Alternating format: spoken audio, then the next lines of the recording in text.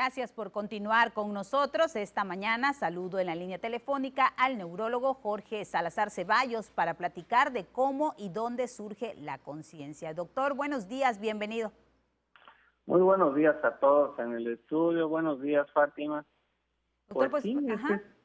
ese es el tema, ¿no? Que estábamos platicando, ¿no? De cómo y dónde surge la conciencia. Pues se dice que la conciencia es una función de la actividad cerebral que ocupa más o menos el 2% del total, o sea, una proporción relativamente baja. Pero pues, ¿qué es la conciencia?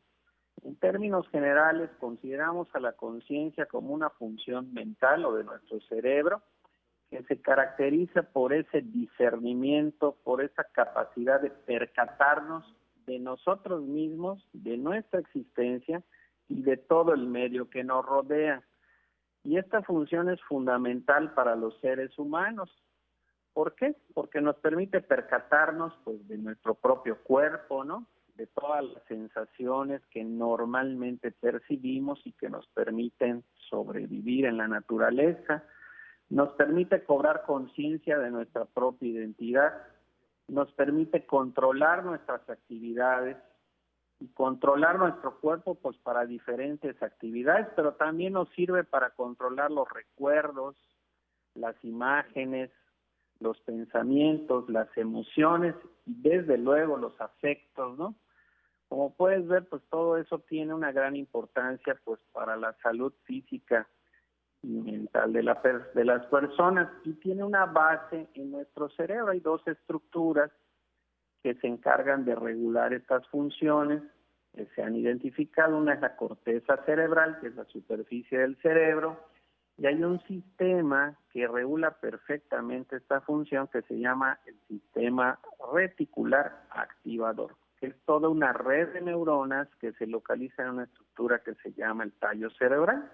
Entonces, la interacción entre estas dos estructuras es lo que nos va a dar esta función que es vital para la supervivencia. De ahí que cualquier lesión a este nivel, tanto en su estructura como en su funcionamiento, pues puede traer complicaciones, como por ejemplo si sufrimos un accidente automovilístico y se lesionan estas estructuras, o cuando intuban a alguien y lo conectan a un ventilador y no se oxigena de manera adecuada, pues se pueden dañar estas estructuras y traer como consecuencia pues que el sujeto no despierte, o que despierte pero no se pueda percatar del mundo que le rodea.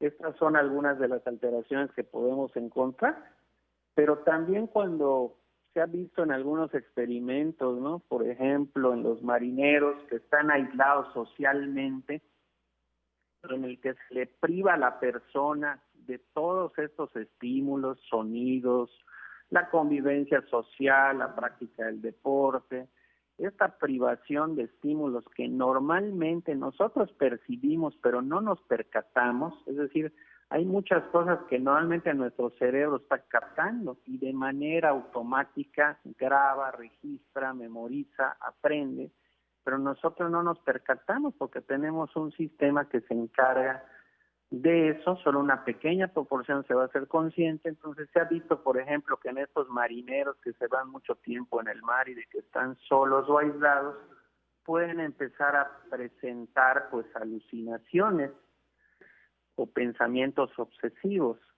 Lo mismo se ven en ciertas situaciones extremas, como por ejemplo en las guerras o en los campos de concentración, o entre la gente que sufre aislamiento extremo. Correcto, doctor. Oiga, ¿y desde el nacimiento ya tenemos esta conciencia? Sí, sí se ha visto que esta conciencia se tiene desde la infancia. Es motivo de debate hasta qué punto las personas pueden ser conscientes y de qué podemos ser conscientes. Hay una parte de la conciencia la cual es prácticamente automática. Se habla de que nacemos con una memoria implícita, es decir, no consciente, que muy probable es mucho mayor de lo que imaginamos, ¿no? Y que solamente va a aflorar en nuestra conducta o en nuestros pensamientos en determinadas circunstancias. No sabemos a ciencia cierta, contestando la pregunta, pues exactamente qué es lo que el cerebro puede percibir o registrar en los primeros años de vida, cuando aún no tenemos la capacidad de almacenar sobre todo las cuestiones episódicas, ¿no? O sea, el lenguaje, cierto tipo de imágenes, pues por la inmadurez que a veces tienen los niños a esa edad.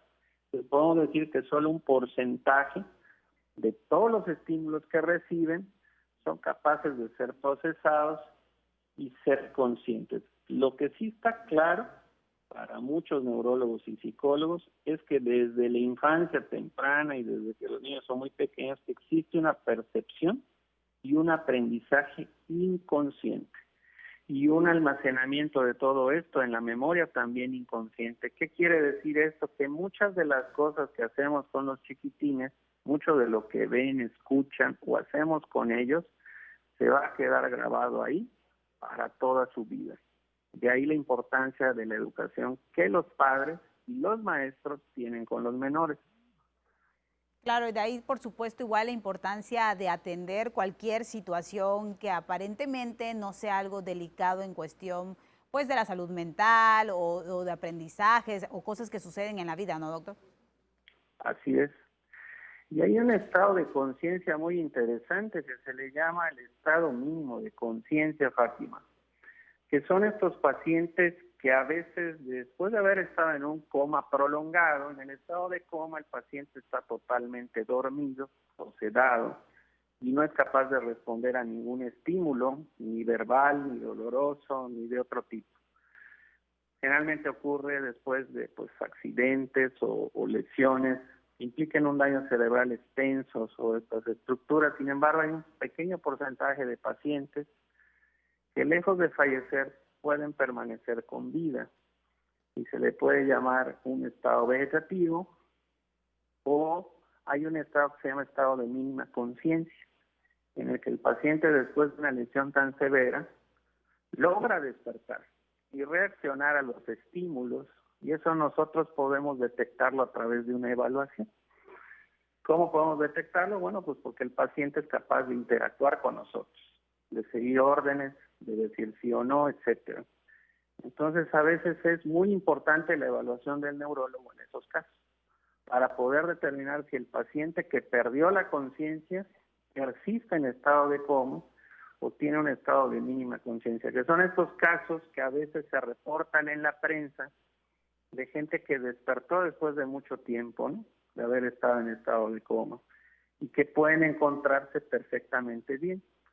De ahí es la importancia de establecer ese diagnóstico.